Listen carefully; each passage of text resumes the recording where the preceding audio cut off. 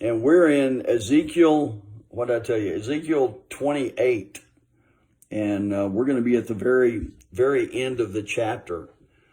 And Ezekiel begins prophesying about the nations that are surrounding Israel, and talking about the destruction that's going to come there, and talking about Egypt, talking about Tyre, talking about nations that have been filled with pride. Yeah, Candace, we'll be praying for that it'll be good news. And Lynch will pray for y'all's allergies too. But all of these nations around Israel had been filled with pride. And you know what the Bible says about pride?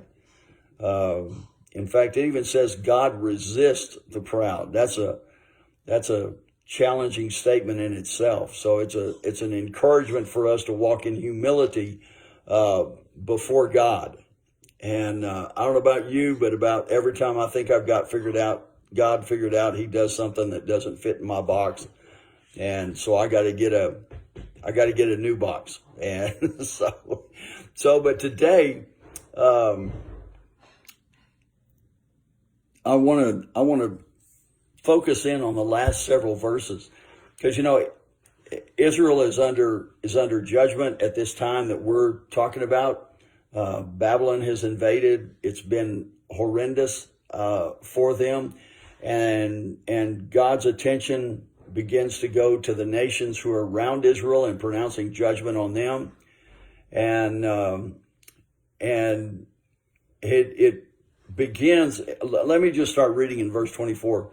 No longer will Israel's scornful neighbors prick and tear at her like briars and thorns, for then they will know that I am the sovereign Lord. That God is declaring to the nations around Israel that he is God, and he is showing himself strong against those nations. And then in verse 25, he says, this is what the sovereign Lord says. The people of Israel will again live in their own land, the land I gave my servant Jacob. For I will gather them from the distant lands where I have scattered them. I will reveal to the nations of the world my holiness among my people. They will live safely in Israel and build homes and plant vineyards. And when I punish the neighboring nations that treated them with contempt, they will know that I am the Lord their God. God says, I have not forsaken Israel. Even though Israel was under judgment, even though Israel was in captivity, even though Israel had been scattered throughout the nations of the world, God says, I want you to know that there's coming a time that I'm going to bring them back together, and I'm going to prove to the nations of the world that I am the sovereign God. And when you read through Ezekiel's prophecies, those prophecies have come true. Somebody has described biblical prophecy as history written in advance. And you read through Ezekiel's prophecies, and there's not a one of them that has failed. There's not a one of them that hasn't come true. And God declares over and over again that he is God, that he is the one that's in charge. And so today, when we take a look around us at all the seemingly chaos, and I mean, everybody's wondering what's next and what's going to happen next. We're hearing about storms. We're hearing about earthquakes. China just had a horrible earthquake, and we're seeing all those things beginning to happen. I want you to know today that God is still in charge, that he is still the sovereign God. He is the one. He has not given up being in charge. There's nobody on the throne but God.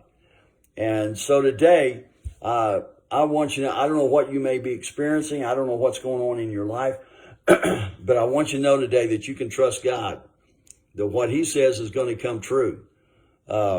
I've discovered in my life that my biggest deal is dealing with the timing, because there are times when it seems like answers are delayed and answers don't come.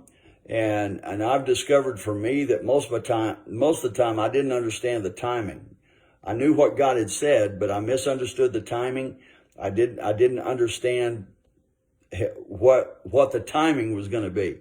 And so today, I just want you to put your trust in God, put your faith in God. He is really the only one that we can put our faith and trust in. He's the only one that we can lean on wholeheartedly. You know, we wrapped up our series on living upside down, talking about doing what God says. That's where the foundation is. That's where the rock is.